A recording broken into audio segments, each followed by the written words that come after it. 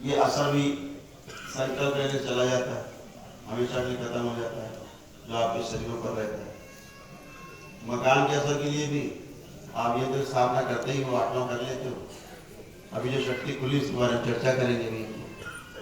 तो बहुत सरल कर दिया बाबा ने, जो बहुत सिंपल तरीके से आप जो तंत्र करते हैं, आपके जो तंत्र करते हैं उससे आप और आराम में आते हो। बीमारियां आपकी कटती हैं, जो बीमारियां आपको होती शरीर में, दरबार में वो शक्ति भी खोल रखी है। ये आपकी, आप सोचिए, आप आते हो अपने एक बीमार सदस्य को लेकर के दरबार में, वो तो ठीक होता ही है। आपके परिवार में बाकी 4 से 8 सदस्य वो भी ठीक होते हैं, उनकी बीमारियां ठीक होती है, शारीरिक ही नहीं मानसिक बीमारियां भी उनकी ठीक होती है, केवल शारीरिक नहीं मानसिक। वैसा दरबार आपको कहाँ मिलेगा जो शारीरिक समस्या भी ठीक हो आपकी, मानसिक समस्या भी ठीक हो आपकी, आपके परिवार का पीड़ित सदस्य भी ठीक हो, साथ में आप भी सब ठीक हो, अच्छे हो। तो ये दरबार है आपका, आपके अनुसार चलता है, आपकी इच्छा से, आपके संकल्प से, आपकी प्रार्थना की शक्ति पे दरबार चलता है। आस्था श्रद्धा बहुत आवश्यक है, इस बात को हमेशा ध्यान रखो। ईश्वर के प्रति, देवी देवताओं के प्रति, अपने गुरुओं के प्रति, दरबार के प्रति, अपने परिवार के प्रति सम्मान प्रेम बहुत आवश्यक। आप देखते हो तमाम तरह तरह के केस आते हैं, बहुत से लड़के आते हैं, लड़कों से शादी करना चाहते हैं, तमाम बच्चियां आती वो लड़कियों से शादी करना चाहती हैं। यहाँ 2 मिनट बाद पूछते हैं, बोले नहीं हम तो ऐसा नहीं करेंगे, हम लड़के हैं तो लड़की से शादी करेंगे। तुरंत जैसे वो हटता है, अंदर बैठा है, वो लड़के शादी करना चाहता है, लड़का ही लड़के करना चाहता है। जैसे वो हटता है तंत्र आपका लड़का निकल आता है अंदर से साफ सुथरा। तो तमाम तरह के संकट आते हैं। कोई आत्महत्या करने घूम रहा है, आत्महत्या करने में जैसे बाहर निकलता है, आपका आत्महत्या करने का विचार गायब हो जाता है। तमाम तरह तरह के गंदे से गंदे तंत्र हैं। काला जादू बहुत खतरनाक, उसकी शक्ति पुत्रिका वाली तो बोली हुई खुली थी, अब कटने का नंबर उतर जाए। इतनी एनर्जी आपके स्टोर हो जाए कि काला जादू काटा जा सकता।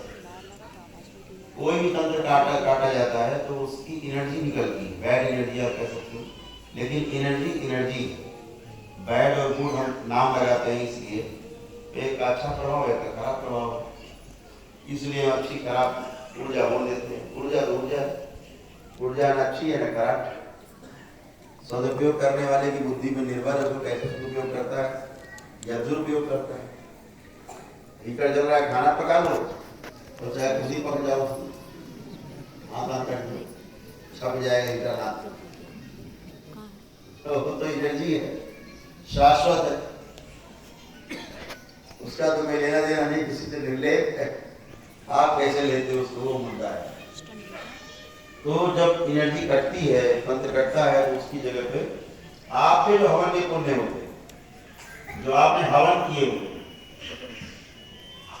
वो हवन की एनर्जी आपके तंत्र कटते हैं, जैसे उस जगह पे हवन की एनर्जी आपकी शिफ्ट हो जाती है। जो गंदी एनर्जी निकली वहां अच्छी एनर्जी आपकी शिफ्ट हो गई, तो आपको कमजोरी नहीं आती। आपने देखा हो, अगर हम एक भी तंत्र ज्यादा काटते हैं, बोल देता हूँ, अब अगर एक भी तंत्र काटा, अभी तो बैलेंस किया हमने, बोलते ना बच्चे अक्सर बोलते हैं, हमारी नकल करते छोटे छोटे बच्चे, बैलेंस। क्योंकि गुरु जी बोलते बैलेंस, तो वही बैलेंस, बच्चे बोलते बैलेंस। बैलेंस का मतलब संतुलन, बैलेंस का मतलब बाकी नहीं, बाकी वाला बैलेंस नहीं, बैलेंस का मतलब है संतुलन। संतुलन करते हैं एनर्जी का। अगर उसके बाद आपने देखा एक भी हम तंत्र काट दें तो फिर आदमी उठता नहीं, जमीन से पड़ा रहता है नीचे, एनर्जी निकल जाती है। तो ऐसा क्यों हुआ, एनर्जी उसमें है नहीं थी, फिर धीरे धीरे जब हवन देखता रहेगा दरबार के मोबाइल पे, यूट्यूब पर, उसको एनर्जी मिलती रहेगी दरबार से। ये दरबार आता है, हवन में शामिल होता है, उसको एनर्जी मिलती है, और ज़्यादा मिलती है एनर्जी। या कभी बहुत से दरबार के भक्त ऐसे हैं जो अकारण हवन करते रहते हैं। हवन किट मंगाई, कोई ओकेजन हुआ, कोई कुछ कार्यक्रम घर हुआ, नहीं भी हुआ तब भी बोले एकादशी, बोला हवन करते हैं, वो ये कार्यक्रम हो रहा है, बोले चलो हवन कर देते हैं। बोले भूमि पूजा में, बोले हवन कर देते हैं। तो गृह प्रवेश से बोले हवन मना लो, वहीं दरबार से कर देते हैं। दुख में किया, अब खुशी में कर रहे हैं हवन। दुख में दरबार आता था, खुशहाली में आया दरबार आएगा। तो वो जो हवन आप करते जाते हो, निश्चित हवन है, आप ये एनर्जी आपका स्टोर होती जाती है। कभी किसी को कोई बीमारी, कोई एक्सीडेंट्स, कोई मिस हैपनिंग कुछ भी होने को होती है, हो रही होती है, यही हवन के पुण्य आपको सपोर्ट करते हैं। इसको औषध समझिए आप, आकस्मिक औषध, जो आपके पास अतिरिक्त ऊर्जा स्टोर रहती है। जैसे आपके पास बैंक में अतिरिक्त पैसा रहता है, तो कोई काम पड़ता है तो आपको टेंशन नहीं होती। आप क्या करते हो, सीधे बैंक भेजा चले लेके निकालो भैया कैश में, यहाँ जरूरत दे दिए। जब आपका बैलेंस नहीं होता है अकाउंट में तो कष्ट होता, फिर आपको टेंशन होता, कैसे करें। वही हवन के पुण्य का है। तो बहुत से लोग हवन की ऐसे करते रहते हैं, हवन स्टोर करते रहते हैं। तो ये धीरे धीरे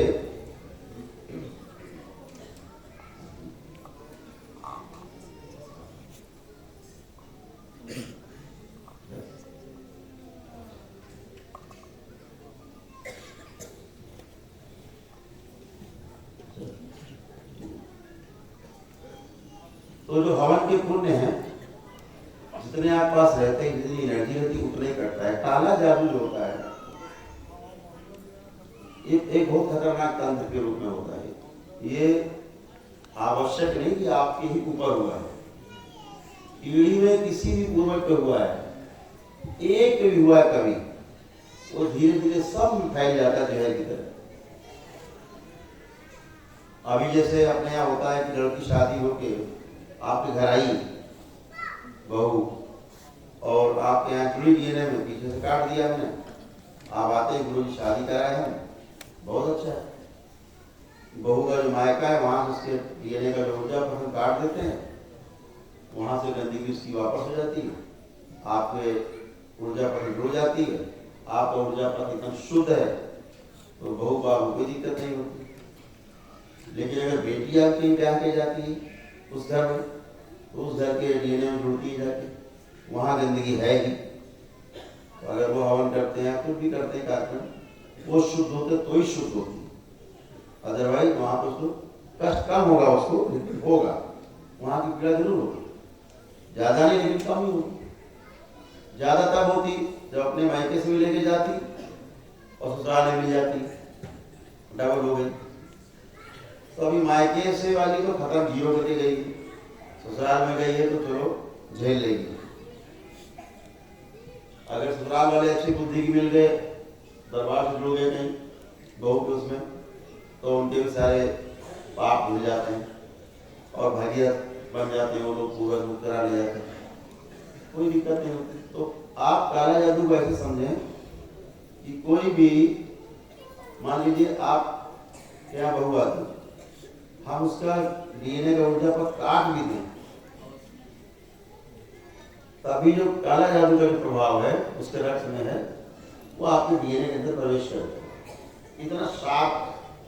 इतना शार्प ऊर्जा पथ में प्रवेश रहेगा उसका।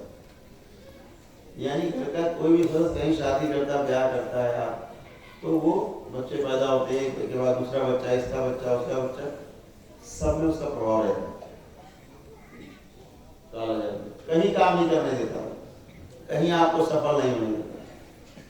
यहाँ तमाम आज जो काला जादू वाले कटने के लिए बैठे हैं, उनको सुन रहे हैं ध्यान से, बहुत ध्यान से सुन रहे हैं।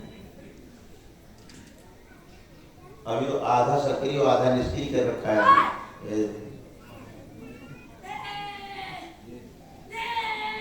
आवाजें बहुत आएंगी आपको। इन्हें पता है कि आज ये कटेंगे, इनको आज पता है कि आज ये कटेंगे, सबको पता है, सबको पता है। हाँ,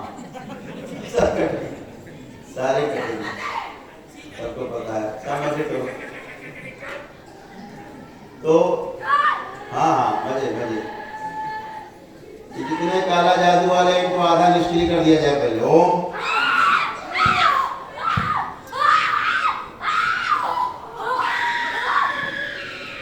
बैलेंस।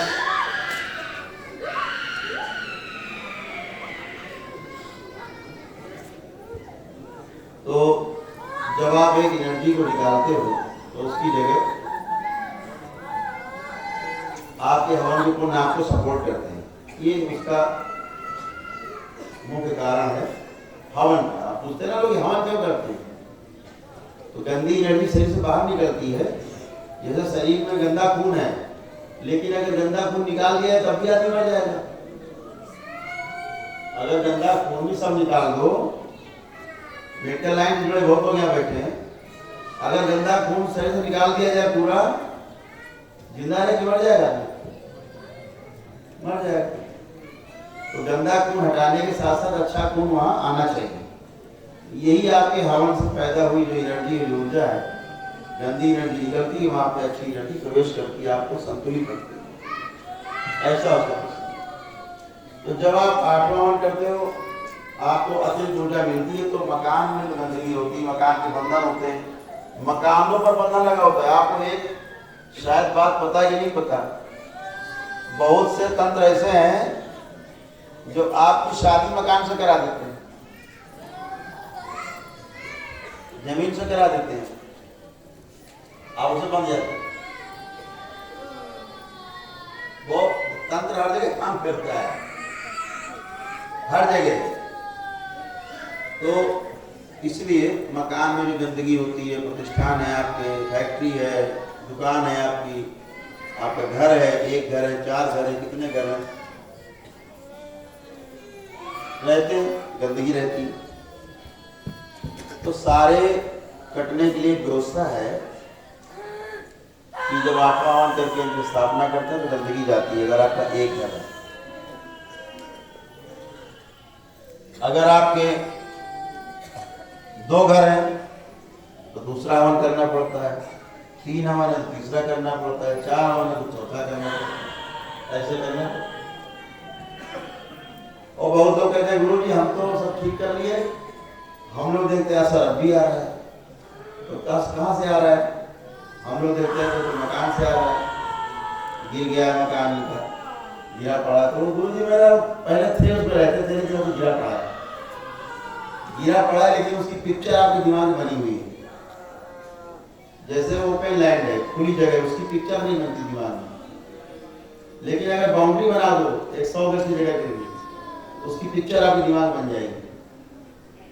बस उसकी पिक्चर बनी, उसका एक ऑरा बन गया, ये उसका ऑरा बन गया जमीन पर। जहां आपने उसे बाउंड्री की प्लॉट में, समझ लेना ध्यान से, पूरी दुनिया में लोग सुन रहे हैं, आप भी सुन रहे हैं।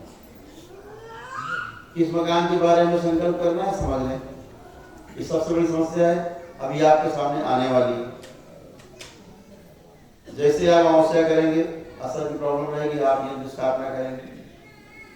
तो हम आपसे बताते चलें, अभी एक शक्ति बारे में चर्चा करते चलें। पहली शक्ति परम पूज्य बाबा जी ने मान ये खोली है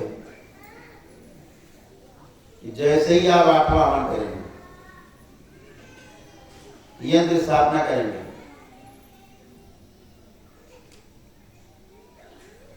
और उसमें एक संकल्प लेंगे। आप चाहे घर में करें हवन, चाहे दरबार में करें, कहीं भी रह के कर सकते हैं हवन, कहीं भी कर सकते हैं।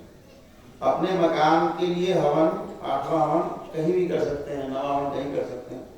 संकल्प वहां का लेना होगा कि हम उस मकान के लिए कर रहे हैं। तो सबसे पहले 8वें हवन को करने के लिए संकल्प वहां का लेना है जहां आप रहते हैं। समझ में आ रही है बात?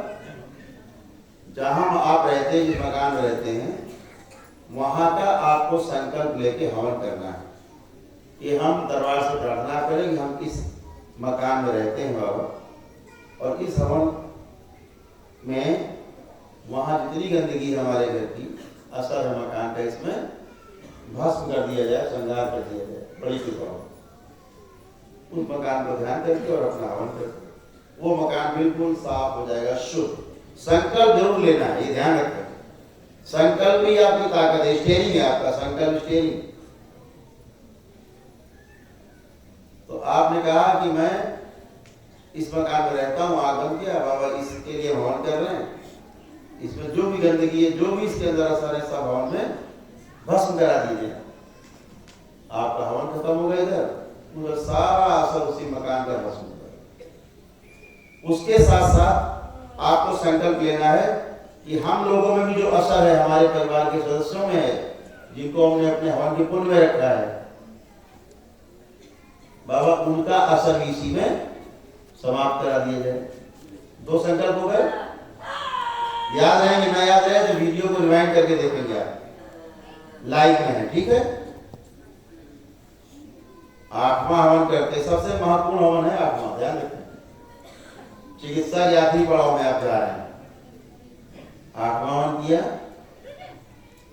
यंत्र स्थापना किया, संकल्प क्या किया हवन करते समय, जिस मकान में रहते हैं बाबा, वहां का जितना भी असर इसमें भस्म करा दें। मेरे सहित मेरे परिवार के वो सदस्य जिनको मैंने हवन के पुण्य में शामिल किया है, उन सबका भी असर इसी में भस्म करा दें, खत्म करा दें। तो आपको दरबार लेके आना नहीं पड़ेगा घर के लोगों को कि चलो पहले असर खत्म कराएं करके वहां, समझ गए। तो ये एक शक्ति बड़ी खोली बाबा ने कि आपका असर घर में ही समाप्त हो जाए, जो आपको यहाँ दिक्कत देता है घर में तरह तरह से। और उसी में आपको दूसरा संकल्प करना है कि वो तंत्र बाबा, उसमें वहां 3 तंत्र कटेंगे। एक संकल्प करना है बाबा जो पेशी लेते हैं, सवारी करते हैं हम पे, वो तंत्र काट दिया जाए। जब 8वां हवन का करेंगे उस समय ये भी संकल्प लेना है कि जो हम पर पेशी लेते हैं, सवारी लाते हैं, बाबा ये तंत्र काट दिया जाए। जो दरबार आने नहीं देते, बाधा पैदा करते हैं, मुझमें और मेरे परिवार के सदस्यों को नहीं आने देते, नफरत पैदा करते हैं दरबार के प्रति, इनको काट दिया जाए। और जो संकल्प नहीं लेने देते, संकल्प लेने में बाधा पैदा करते हैं, ये तंत्र काट दिए जाए। ये 3 तंत्र आपके घर में ही कट जाएंगे आपके संकल्प लेते ही। जहां आपने 8वां हवन शुरुआत की, अग्नि दी, आपने हवन सामग्री डाली, ये आपके वहीं पर समाप्त हो जाएंगे। 3 जो भी दरबार आके संकल्प लेने में कटते हैं, ये आपके घर पर ही कट जाएंगे। असर भी, मकान का असर भी, और आपके तंत्र भी दरबार आने नहीं देते, पेशी लेते हैं, संकल्प करने नहीं देते। तो ये शक्ति, बहुत बड़ी शक्ति बाबा ने खोली, माँ ने खोली, जिसका आप सब लोग मिलकर सदुपयोग करेंगे। इसको आगे करें। दूसरी शक्ति खोली जिससे इस समय हम भी परेशान रहते हैं। हम कहते हैं भैया देखो अभी असर आ रहा है किसी मकान से, ये देखो घर, वो देखो घर, पकड़ते हैं कि यदि भाई यहाँ से आ रहा है, काटते हैं। कोई कहता है गुरु जी हमने तो भेज दिया था मकान, तभी इससे अपना रहता है जुड़ाव कुछ, तो वहां से तो चल रहा था। कोई घर मजबूरी बेचता आदमी, तो अपने दिमाग से नहीं हटता, तो उसका भी जो असर गंदगी रहती है जोरे मारता है, और आप सोचते रहे तो हमने बेच दिया। तो जब भी आप 8वां हवन कर लिया, आपने घर के लिए कर लिया। अगर आपके पास 1 से अधिक घर है, दूसरा गांव में घर है, गांव में आपका घर है, तो आपका है, यानी जहां आपको हिस्सा मिलने वाला है उसमें आपका हिस्सा है, तो घर आपका है। कहीं प्लॉट है आपका, बाउंड्री बनी हुई है, अगर उसकी पिक्चर बन गई तो मतलब है आपके पास, ठीक है। कोई घर आपका था गिर गया है, बिल्कुल मैदान पड़ा है, लेकिन था घर, आपकी स्मृति में है, हम यहाँ खेलते थे, यहाँ खाना खाते थे, यहाँ सोते थे, वो है आपकी स्मृति में, तो वो है। कभी किसी मकान में आप रहे हैं, तो उसका भी स्मृति रहती दिमाग में, तो वहां गंदगी चली आती। तो फिर आपको 8वें हवन के बाद फिर आपको हवन करना पड़ेगा। अभी आपको जितने मकान होते थे उतने हवन करने पड़ते थे। अब जितने भी मकान आपके हों, 2 हों, 4 हों, चाहे 25 हों, सारे याद करके एक बार लिख लो कागज पे। हवन करते समय जब आप नवा हवन करें 8वें हवन के बाद, उसमें संकल्प करें बाबा ये मकान मेरे, ये मकान मेरे, यहाँ यहाँ यहाँ यहाँ यहाँ, और सारे जितने मकान हैं इन सबका असर इसी में समाप्त कर दिया, एक साथ समाप्त कर।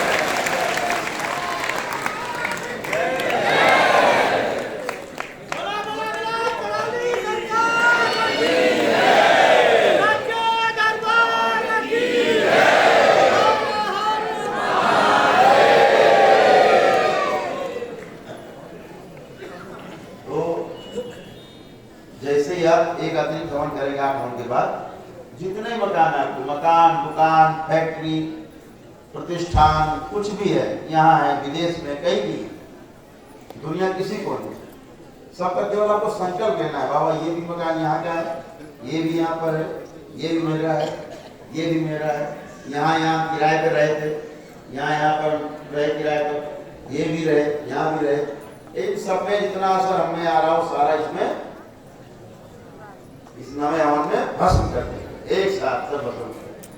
फिर आपकी असल की समस्या मकान के लिए हमेशा के लिए खत्म।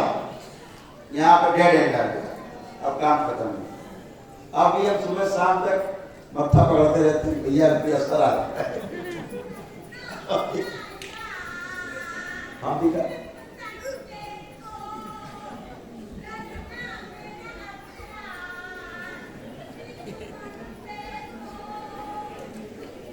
दीवाने जाने के लिए तो ये शक्तियां खोली परम पूजनी बाबा जी ने, और भी शक्तियां खोली, लेकिन अभी आपको जो मुख्य मतलब की सब थी शक्तियां वो हमने आपसे चर्चा कर ली, और तो शक्तियां आप ही के लिए खोली है, लेकिन वो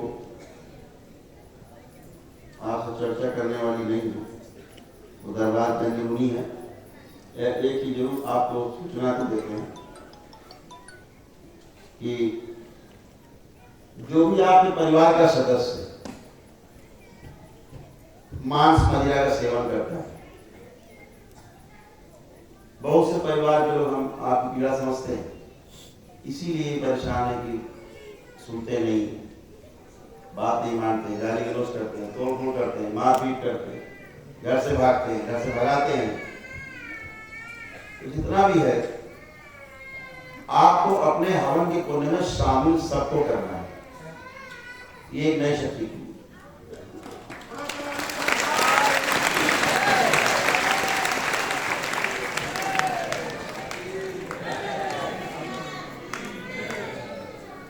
परिवार के उस सदस्य को जो आपकी बात नहीं मानता, मांस मदिरा का सेवन करता है, मान ही नहीं रहा है,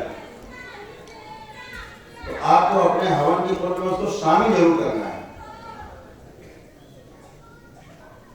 और वो दरबार आना नहीं चाहता, अंदर वाला आने भी नहीं देगा, लेकिन आप उसको अगर शामिल रखेंगे अपने हवन के पुण्य में, और उसके लिए आप संकल्प करते रहेंगे स्वयं, दरबार आए उसका कपड़ा ले आए, या घर में उसका कपड़ा लेकर के बैठ गए संकल्प के समय, एक एक काटते गए उसका प्रार्थना करते गए, तो भी उसके कष्ट करते गए। जो आपको ज्यादा तकलीफ लगती हो उसकी, या उससे आपको ज्यादा तकलीफ जो लगती हो स्वयं, वही संकल्प करके वही करता जाए। दरबार आप आएंगे उसका कपड़ा लेकर के, फोटो लेकर के, आप करवाते संकल्प होंगे, धीरे धीरे उसके सब करते जाएंगे, और धीरे धीरे रास्ते पे आ जाएगा। थोड़ा समय लगेगा उसमें, लेकिन वो भी रास्ते में आ जाएगा। अभी क्या करते हैं हम लोग, वो छोड़ देते हैं, भैया शराब पीता है, मदिरा पीता, मांस खाता है, बड़ा करो, इसको रखो मत। तो हमने परम पूज्य बाबा जी से प्रार्थना की। जब मैं इस गांव में आया तो हमारे इस गांव की लीला बड़ी अद्भुत, सुबह से शाम तक लोग भयंकर दारू पी के लड़ाई दंगा मर्डर सब, हमसे बहुत लोगों ने कहा कि ये आपने कहाँ जमीन ले ली, तो बहुत गुंडा गांव है, और वहां कहाँ जमीन ले ली आप, और कोई जगह नहीं मिली आपको? अरे आप इतनी जगह है पड़ी, आप वहां बनाते, हाईवे जगह पड़ी आपको वहां बनाते। तो हमारे उसी समय निकला कि अस्पताल वही बनाए जाते हैं जहाँ बीमार आदमी ज्यादा रहते हैं।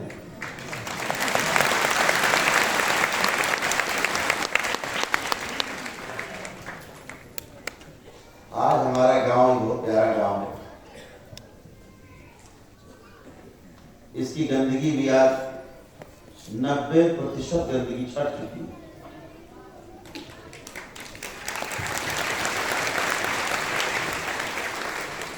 और तब से फिर आज तक ये मर्डर नहीं हुआ गांव में।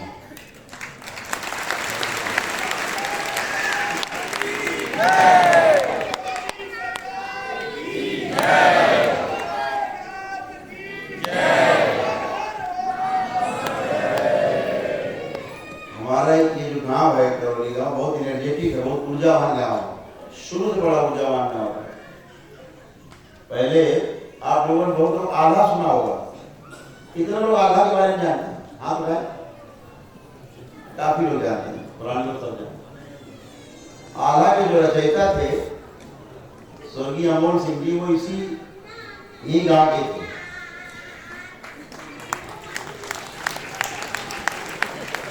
इसी गांव के, तो काफी मशहूर गांव रहा है, और भी तमाम अच्छे अच्छे उसके लिए मशहूर रहे यहाँ पे। तो इसीलिए बाबा से हमने प्रार्थना की, बाबा जब इसलिए हमने अस्पताल बनाया, अस्पताल ही तो अब घर का परिवार का सदस्य बिगड़ा हुआ, उसको ठीक तो करना हमारी जिम्मेदारी है। परिवार की उम्मीद यही है, इसी उम्मीद से दरबार में आता है। तमाम माता पिता इस उम्मीद से आते हैं बच्चे भटक गए, तमाम बच्चे इस उम्मीद से आते हैं मेरे माता पिता भटक गए। एक दूसरे के लिए आते हैं संबंध को ध्यान में रखते हुए। तो ये शक्ति खोली कि आप उनको शामिल रखे रहेंगे, शामिल करके रखे रहेंगे, तो कोशिश पूरी यही बनी रहेगी कि हवन के पुण्य सृष्टि नहीं होने पाए, और आप जो भी संकल्प करते जाओगे, जो भी आप प्रार्थना करते जाओगे दरबार से, वो धीरे धीरे धीरे धीरे तो सुधार आता रहेगा। यहाँ बहुत से लोग बैठे हैं जिनके परिवार के सदस्यों के बारे में उनको कल्पना नहीं थी कभी कि वो स्वस्थ हो सकते हैं, पहले से अच्छे हो सकते हैं। हाथ उठाएं, ऐसे कितने लोग हैं जिनके लोग ठीक हो रहे हैं, अच्छे हो रहे हैं?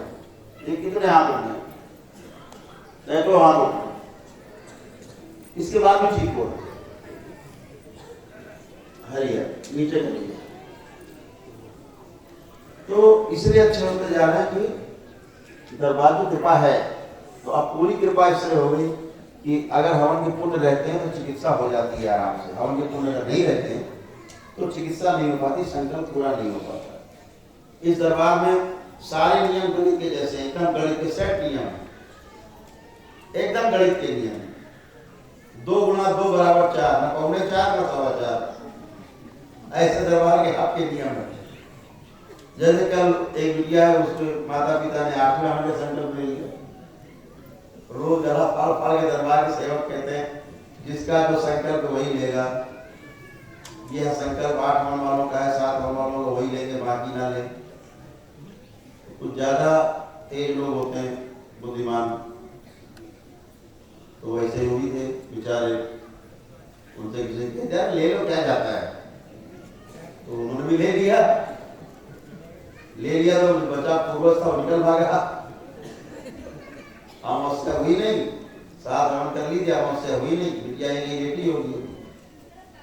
तो 7 हवन हुए, अमावस्या हुई नहीं, उन्होंने लिया संकल्प और पूर्वज निकल गए। अब वो जब प्राण उसके निकलने लगे, जान निकलने लगी, तड़पने लगी, मुंह से फेना फेंकने लगी, तो यहाँ लेके आ गई। यहाँ पे शायद आपने कल लाइव में कुछ लोग देखा, वहां पर देखा, किसी लोगों देखा आप लोगों? हाँ, बहुत लोगों ने देखा। तो हमने देखा इसलिए बस 10-15 मिनट की कसरत थी, इसके बाद अंतिम सांस थी, मशीन बंद हो जाती, क्या करते? तो वो मशीन बंद होने वाली थी कि वो ले आए यहाँ लाद पे। तड़प रही थी, हिचकी ले रही थी आके। बहरहाल हमने जो कुछ किया हम ही जानते हैं किया। पूर्वज पहले पकड़ के लाया, पूर्वज ले आए, लेकिन पूर्वज फैल नहीं पा रहा उसमें, तो निकल गया है। एनर्जी एक बार निकल जाती है बॉडी से, दोबारा भी शरीर में दरबार नहीं है कि दोबारा आपके घुस नहीं सकती। अगर पूरा निकल गया है शरीर तो उसमें दोबारा घुस नहीं सकती। तो वो बहुत ट्राई करके उसको पूर्वज डाला, वो फैल नहीं पा रहा, सिकुड़ा पड़ा है की जगह दिमाग में। तो हमने और व्यवस्था करी भाई इसी तरह करके और चलने लायक। अभी उससे जब हम वो एनर्जी निकाल लेते तो फिर गवाम हो जाते। और हमने उससे कहा भाई इसमें हमने जो डाला है उसको बड़े बाथरूम में नहाने की आदत है, उसको मैगी चाउमीन खाने की आदत है, तो आप उसका सम्मान करिएगा, तुम्हें पहचानेगा नहीं, ये भी ध्यान रखना। हट ऑटो करे तो मान लेना कि हाँ ठीक है। उन्होंने शायद ध्यान नहीं दिया, वो सवेरे ला के सब्जी पूरी दिखा दी उसको, उन्हें सब्जी पूरी दिखाई तो वो निकल गई, सब्जी पूरी टेढ़ी हो गई। तो दरबार के सेवक हैं लोग पहुंचे पास, हमारे गुरु जी हिचकी ले रही, फिर से हमने देखा भाई कहाँ चले गए। फिर अपने डाला घुसेड़ा, भैया वही रहो, अभी मैगी भिजवाते।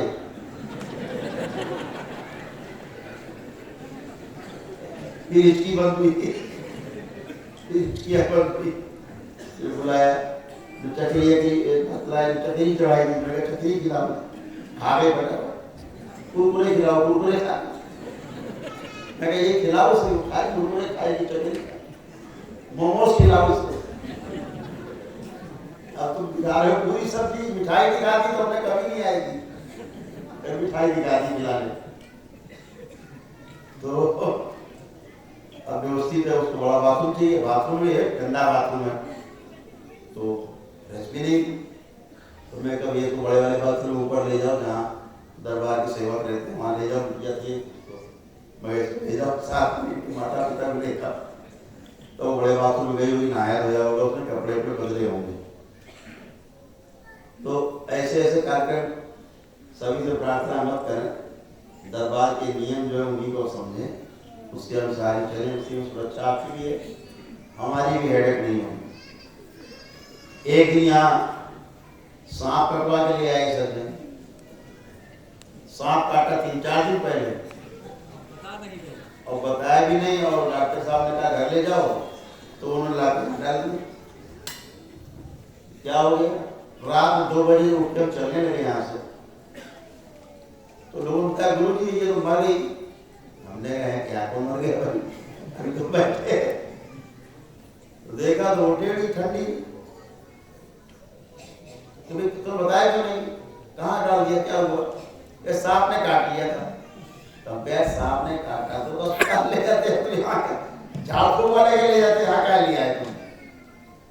पहले वो तो ले गए थे सब जगह, झाड़ फूक भी कराई और अस्पताल ले गए, तो डॉक्टरों का घर ले जाओ, तो हम यहाँ ले आए। तो मैं अच्छा, हमें आपको भी शायद जानकारी हो, सांप का काटा हुआ व्यक्ति 21 दिन जिंदा रहता है। 21 दिन उसका मस्तिष्क डेड नहीं होता, ब्रेन डेड नहीं होता है 21 दिन। तो कब काटा, बोले 3-4 दिन हुए, हमने चलो गई,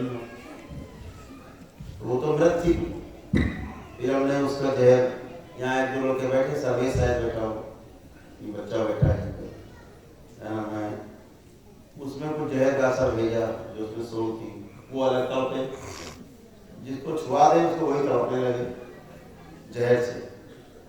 कितना भयानक जहर का असर, ब्रेन केवल नहीं होता लेकिन डेड की तरह हो जाता है, मृत्यु हो ही जाती है, नाड़ी बंद हो जाती है, नाड़ी बंद थी, ठंडी थी। तो इसीलिए सांप के काटे हुए व्यक्ति को कभी जलाया नहीं जाता है। अपने सनातन धर्म में व्यवस्था है, उसको जल में प्रवाहित कर देते हैं कि शायद कोई जानकार आदमी मिल जाए कहीं तो निकाल लेगा, किनारे जिंदा कर लेगा, इसलिए परंपरा है। ऐसे तमाम किस्से भी हुए पहले, साधु संतों ने जिंदा करके अपने टोली शामिल कर लिए, सपेरों ने कर दिए कई ऐसे। तो बहरहाल फिर हमने उसका जहर, बिटिया बैठी रहती मेरे पास ही मम्मी हमारी सारा जहर उसका इसमें उतारा। ये उल्टी करवाई, इसको मैंने उल्टी करवाई, 2 उल्टियां रात में, 1 2 उल्टी करवाई रात में। उसका जहर यहाँ खींचा, इनको उल्टी कराई रात में, तो तब उठ के बैठे, तब वो जिंदा हुई बाबा के।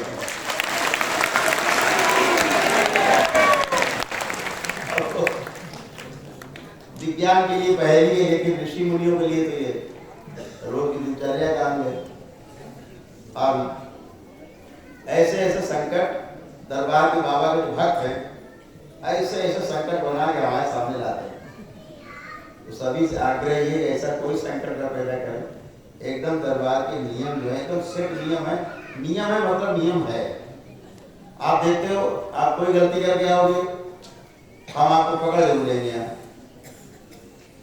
छुपेगी नहीं आपकी गलती। छुपने का कोई छुपाने का जुगाड़ है ही नहीं। इस दरबार में पता रहता है कि आप क्या सोच रहे हो, आप छोड़ो। आपके अंदर बैठा प्रेत या पितृ क्या सोच रहा है वो भी छोड़ो। प्रेत पितृ के क्या क्या कैसे कैसे क्या क्या खुराफात की क्या क्या करता है वही पता है। आप सपना क्या देखते हैं पता है, सुनते होंगे मेरे मुंह से। सपना क्या देखते हो, सपने में कैसे कैसे क्या क्या होता है तुम्हारे साथ वही पता रहता है। यहाँ कुछ छुपता नहीं इस दरबार में। हम आपसे डिस्कस ना करें, आपकी चर्चा ना करें, इसका मतलब ये नहीं हमें पता नहीं। सामने आओगे, आंख से आंख मिलेगी, पूरी चीज जो है ना वो ट्रांसफर हो जाएगी मेमोरी इधर। ठीक, जब वो हम देखना चाहेंगे चीज तो दिख जाएगी। यहाँ कुछ भी नहीं छिपता, ट्रांसपेरेंट दरबार है आपको। ना आपकी बीमारी छिपती है, ना आपकी कोई समस्या छिपती है, ना आपके संकट छिपते हैं, कुछ नहीं छिपता। और कुछ छिपता नहीं है, इसीलिए आपका पूरी तरह यहाँ पर इलाज होता है और धरती में संभव भी नहीं। बोले करौली सरकार की। अभी तो यही नहीं देख पाते कि आपको समस्या क्या है, आपका ट्रीटमेंट क्या करें, इलाज क्या करें, नहीं हो पाता। इसलिए तो मैं आपसे यही आग्रह कर रहा था कि अब ये शक्ति खुल गई कि एक ही मकान है तो आत्मावन किया, बात खत्म। गांव में न मकान था न है, मत करिए। लेकिन अगर आप कहीं रहें इस जगह पर काफी समय, आपको कोई घर रहा है, ऐसा कुछ होगा तो देख ही लें। ज्यादा है तो एक और कर लिया, बात खत्म, सबका संकल्प कर लिया। और कभी लग जाए कि 4 से 8 12 15 मकान है, भूल गए तो चाह का, तो संकल्प कर लो बाबा इसके अलावा जो भूल रहे हो वो भी इसी में शामिल कर रहे हो।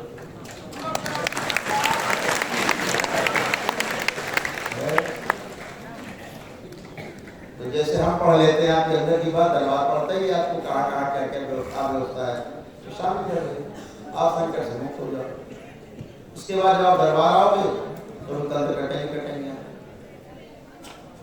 और बहुत सिंपल तरीके से होगा। जो काला जादू वाले रहते हैं वो भी करते हैं, कटेंगे। काला जादू वाले कटने में एक ही बात रहती है कि जब वो 8वां हवन यंत्र स्थापना आपका हो जाए, यंत्र स्थापना जब आपका हो जाए तो ही कटेगा।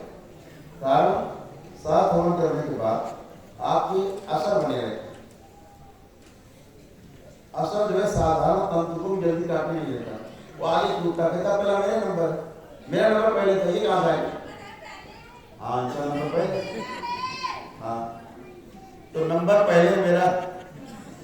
तो कहता भाई हम प्रेतों के असर हैं, प्रेत गए, पितृ गए, अब हम आए असर, तो पहले हमें निकालो, ये तंत्र क्यों निकालने लगे आप। तो सब आगे हमारी में रहते हैं, जल्दी में रहते हैं। तो इसलिए अब इसमें एक अलग से बात यह कि इसके अलावा अगर कोई व्यक्ति हवन करना चाहे कि नहीं हमें करना ही है हवन, हर मकान के लिए हवन करना है, फैक्ट्री के लिए करना है या दुकान के लिए करना है, हम तो करेंगे, बिल्कुल कर सकता है। वो ये जो हवन करेगा ये अतिरिक्त एनर्जी के रूप में, अतिरिक्त ऊर्जा के रूप में आपके पास स्टोर रहेगा। कहीं कोई इमरजेंसी हुई तो यही एनर्जी आपके काम आएगी। अगर आपने करके इस नवे हवन के बाद मान लीजिए आपको मन करता नहीं हमारी फैक्ट्री वहाँ भी कर लें, हमारी वहाँ दुकान तो वहाँ भी कर लें, मन करता है जरूर करें, ठीक है। उसको कोई रोक नहीं आपको कि नहीं साहब आप लोगों के बाद करेंगे नहीं। ये दरबार का दिव्य व्यवस्थित हवन है, कभी भी आप कर सकते हैं, कहीं भी कर सकते हैं। पूरा दरबार आपको उपस्थित होता है, आपके साथ होता है। ऐसे दरबार आपके साथ रहता है, दरबार के भक्त हो। हम बार बार कहते हैं कि हमने 10 करोड़ का इनाम रखा हुआ, तब भी कहते थे, आज भी कह रहा हूँ, आगे भी कहता रहूँगा, आगे इनाम की राशि बढ़ सकती है, इनाम नहीं जाएगा कहीं, इनाम नहीं जाएगा। दरबार का जो भक्त है यहाँ से हर तरह से मुक्त हो चुका है। मेरे सामने आ जाए कोई ओझा मोगी तांत्रिक, एक प्रेत गुजर दिखा दे बाबा के दरबार के भक्त में, तो 10 करोड़ रुपए का इनाम रखा है, आज भी रखा है।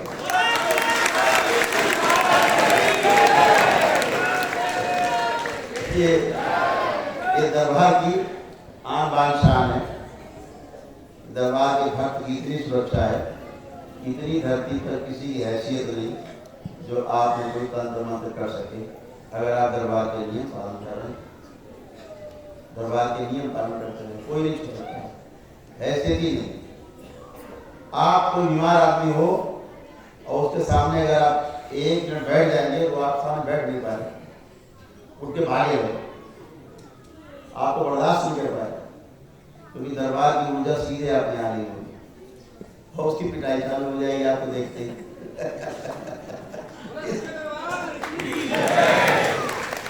इसलिए सब काम करना है और नियम से करना है, विधि पूर्वक करना है, परंपराओं का पालन करना है। अब ये छोटी सी पुस्तक आपने पढ़ी होगी, 25 रुपए की पुस्तक, छोटी वाली बहुत लोगों ने ली होगी। अभी इसमें 32 पेज होते थे, अभी हमने बढ़वाए 16 पेज और बढ़वाए इसमें, अब 48 पेज की हो गई। अभी सब किया जाएगा हफ्ते भर में, तो आप लाएँ, प्रमोद जी जो भी लाएँ, ये पुस्तक रखी हुई 48 पेज की, उसमें बहुत सी जानकारियाँ हमने डाली, बहुत सी जानकारी। अभी जो नई शक्ति खुली है वो मेंशन करना पड़ेगा, और वाली मकान वाली नई शक्ति जो खुली है उसको मेंशन करना है नए सिरे से, तो उसको आप पढ़ के पुस्तक ले सकते हैं।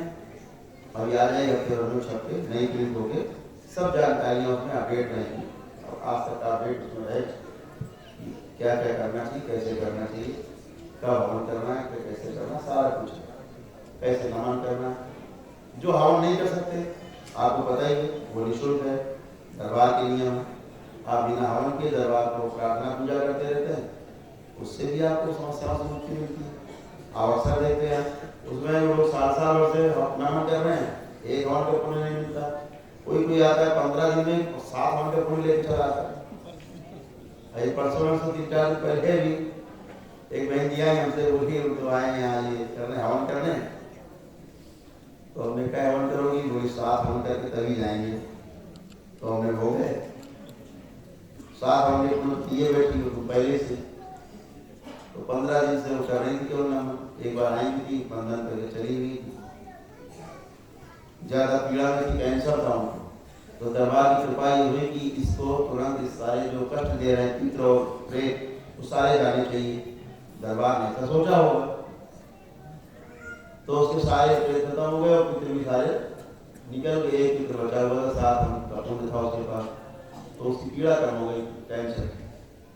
इसलिए दरबार ने किया होगा कैंसर किससे बची रहे, तो उसको फटाफट साफ हो गया बोल दिया। ये दरबार की कृपा है, आपकी श्रद्धा, आपकी आस्था, आपका विश्वास आपको स्वस्थ करता है, सीधी बात। ये दरबार में कोई जादू टोना तंत्र होता नहीं, सब आपको पता है। कोई अलग से हम कराते नहीं, या आप आ जाओ तुम्हारा हवन कराते हैं, अलग से कोई पैसा दो, तुम्हें 51,000 जमा कर दो, और तुम 1 लाख जमा कर दो, तुम काले तिल ले आओ, तुम सफेद जौ ले आओ, ये सब होता नहीं है, ये सब होता नहीं। जो होता है एकदम खुले आम होता है एकदम।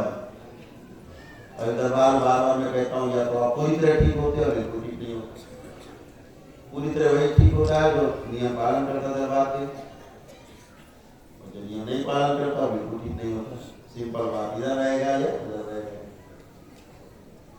तो सभी लोग दरबार के नियमों से भली बात परिचित है, पुराने लोग हैं, आप लोग भी, नए लोग भी हैं।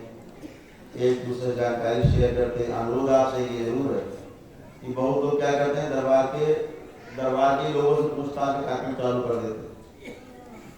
उसके छोटी सी पुस्तक उसका सहारा नहीं, दरबार जो सेवक हैं उनका सहारा नहीं, उनसे पूछे, दरबार पूछे। बाहर बेचारे जो बैठ के आपको सामान देते हैं, बात शौक है, उनको ज़्यादा जानकारी होती नहीं। उनसे आप पूछेंगे तो कुछ उल्टा सीधा पता नहीं, ज़्यादा कुछ करेंगे तो आपको पूरी जानकारी वहाँ नहीं होगी। दरबार से आप संपर्क करें, सीधे पूछें, आपको जवाब मिलेगा कैसे करना। तो आपने आज अपने पितृ की मुक्ति के लिए स्टार्ट हो जाना है। तो वो लोग तैयार हो जाए जो 7 हवन कर चुके हैं, हमसे आज करने जा रहे हैं।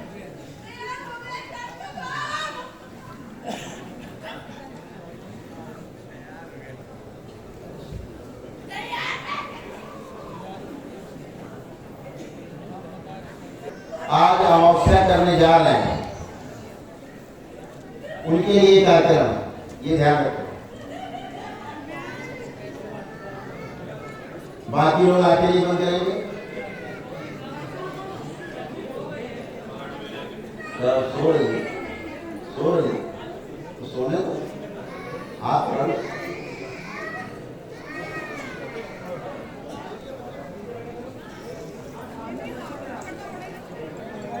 आंखें बंद।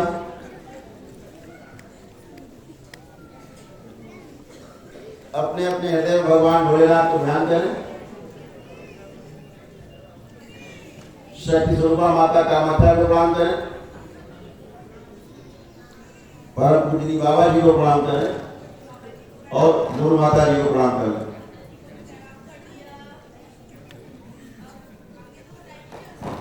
परम पूजनी बाबा जी को पुण्य से प्रणाम करते हुए दरबार से प्रार्थना करें। परम पूजनी बाबा जी, हम सभी अपने परिवार सहित आपको दरबार को सादर अभिवादन करते हैं, प्रणाम करते हैं। आपसे विनती है कि हमारे द्वारा 7 हवन किए जा चुके हैं। आपकी कृपा से हमारे एक पितृ को छोड़कर सभी पितृ मुक्त हो चुके हैं और सभी प्रेतों का संहार भी हो चुका है।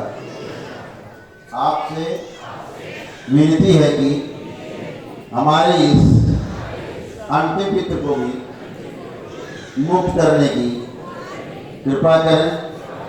आज अमावस्या की इस पावन मेला पर जिसका स्वामी भी हमारा पितृ है, आज इसे भी मुक्ति देने की कृपा करें। आपसे यह भी विनती है कि हमारे इस पितृ की यथासंभव मुक्ति के पश्चात इसके मृत्यु के समय के जो भी कष्ट हैं उसे भी दूर करने की कृपा करेंगे।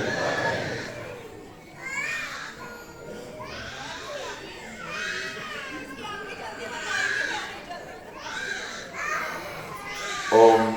आप सभी लोग प्रार्थना करें अपने पितृ से, अपने पितृ के लिए प्रार्थना करते रहें। पितृ से भी प्रार्थना करें कि अपने धाम को जाएंगे, यहाँ से मुक्ति पाएंगे, सीधे शिवलोक जाएंगे और अगला जन्म पुनः से वापस परिवार में हमारे लें, ऐसी प्रार्थना करें।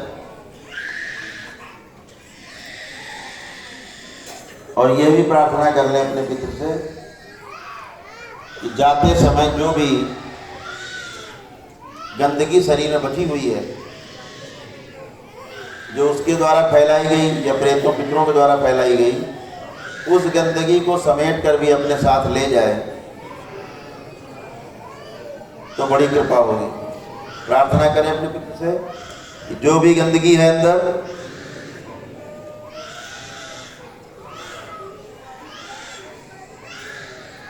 वो समेट कर अपने साथ ले जाएं।